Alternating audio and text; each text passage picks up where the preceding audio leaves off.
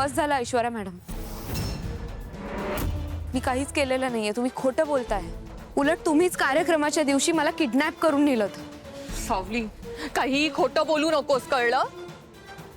काय संबंध आहे माझा या सगळ्याशी? मी का तुला किडनॅप करेन? उलट तूच मला किडनॅप केलंस। काय अवस्था करून ठेवली आहे माझी, बघितलं मॉम? आता मी हिच्यावर आरोप केले म्हणून लगेच खोटे आरोप केले माझ्यावर हिने। ऐश्वर्या, या घरात खोटे नाटे आरोप करण्याचा इतिहास फक्त तुझा आहे,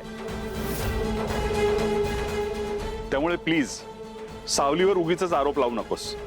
डॅड, मला आजपर्यंत या घरात खोटा पाडण्यात कोणाचा हात होता? तर या सावलीचा,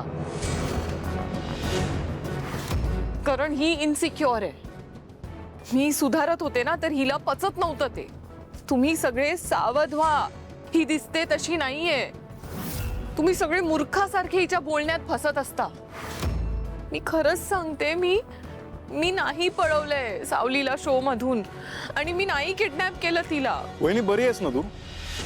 आहे ना जागेवर? तुला आम्ही सगळे काय मूर्ख वाटतो? आम्हाला काय अक्कलच नाही ना, देवाने अक्कल दिलेलीच नाहीये, आम्हाला कळतच नाही या जगात काय चालू असतं। तुलाच कळतं एकटीला। आरोप नाही करत सावलीवर, आधीच सांगतो। सगळं माहिती आम्हाला तू काय केलेस ते। गुंडांना पाठवलं होतंस ना, हा शो होऊ द्यायचा नव्हता तुला। कसं शक्य आहे हे? उलट मी भैरवीजींना मदत करत होते। त्याचंच तर आश्चर्य वाटतंय आम्हाला। काय आश्चर्य वाटलं काय माहिती।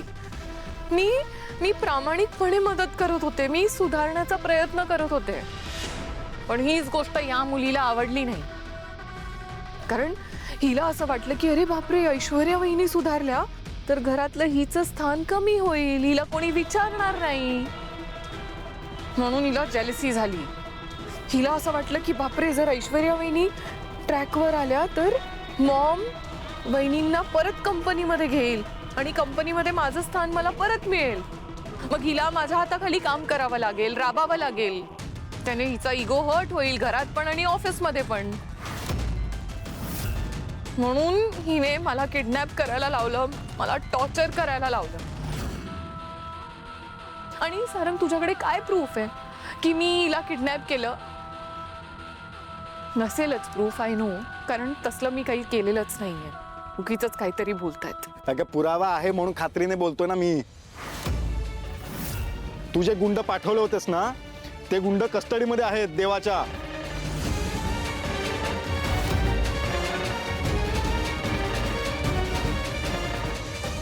तुझ्याकडे काही पुरावे आहेत?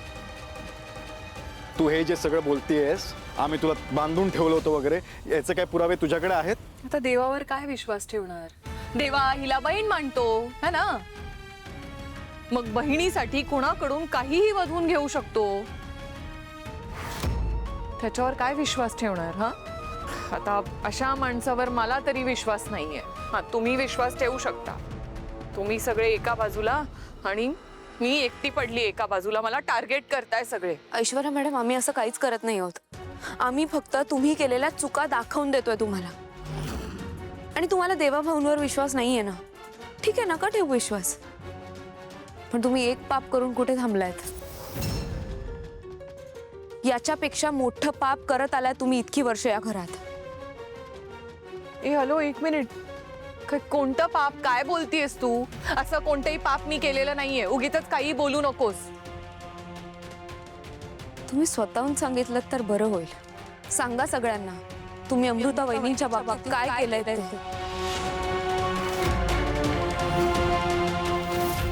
सगळ्यांना तुमचं खरं रूप कळू द्या।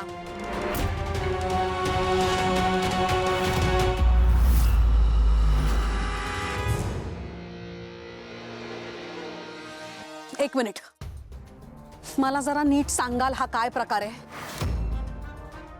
इथे एक गुंता सुटत नाही तर दुसरा गुंता तयार होतोय। नीट सांग काय ते। अमृताचं काय म्हणालीस तू? तिलोत्तमा मॅडम, फक्त अमृता वहिनींच्या बाबतीत नाही, त्यांनी या घराच्या वारसासोबत पण पाप केलाय। वारस? काय बोलतेस तू? अगं हिलाच सांगू दे ना, तिच्या तोंडून हिलाच सांगू दे। वा वा वा वा, व्हेरी गुड। आता विषय सोडून एक नवीन विषय शोधलाय यांनी, कारण ह्यांच्या अंगलट आलंय ना सगळं, म्हणून विषय बदलतायत. काहीही बोलत सुटले दोघेही. मला अडकवण्याचा प्लॅन आहे ना दोघांचा? हा?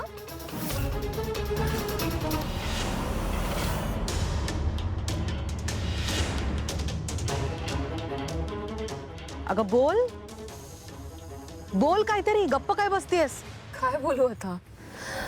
मला ना कळतच नाहीये, या घरात कोणाला माझी किंमत आहे की नाही, तुमचं प्रेम आहे की नाही माझ्यावर.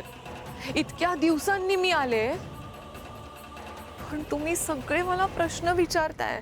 म्हणजे तुम्ही सगळे मला शोधण्याचं नाटक करत होतात ना, फॉर्मॅलिटीसाठी शोधत होतात ना, कारण आल्यापासून कोणीही मला प्रेमाने जवळ घेतलेलं नाहीये. माझा पाहुणचार नाही केलाय. मला वाटलं मी घरी गेल्यानंतर सगळे खुश होतील, मला विचारतील, माझी काळजी करतील. पण तुम्ही सगळे एखाद्या पोलीस स्कॉट सारखे उभे आहात माझ्या समोर आणि प्रश्न विचारताय. खूप छान, मस्त. तिलोत्तमा मॅडम खोटं बोलताय त्या.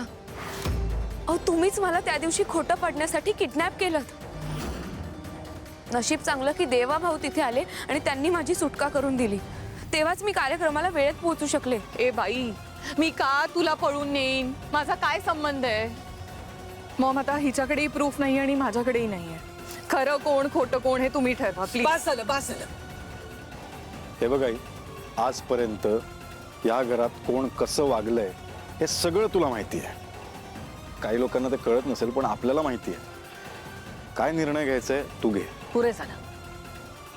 एकाचं झालं की दुसरा सुरू होतो, दुसऱ्याचं झालं की तिसरा. तिलोत्तमा मॅडम,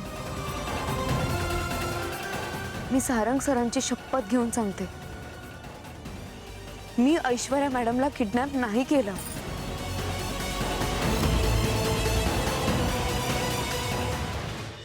आणि तुझं काय म्हणणं आहे? तू जर का खरं खरं बोलत असेल तर घे ना, नीलची शपथ घे, तुझ्या नवऱ्याची शपथ घे आणि सांग मी खरं बोलते. मी नीलची शपथ घेऊन सांगते, मला सावलीनेच किडनॅप केलं होतं.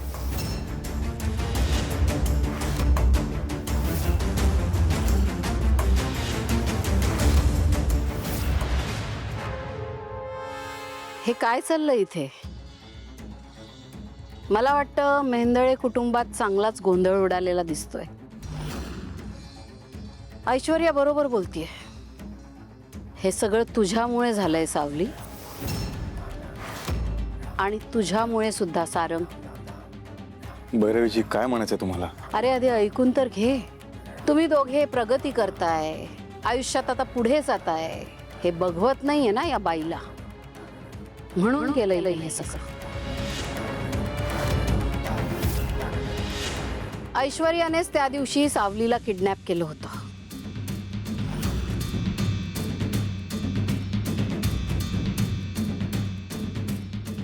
भैरवीजी, काय बोलताय तुम्ही? मी नाही किडनॅप केलंय तिला. काहीही बोलू नका. ऐश्वर्या, अजूनही वेळ गेलेली नाहीये, आपला गुन्हा कबूल कर.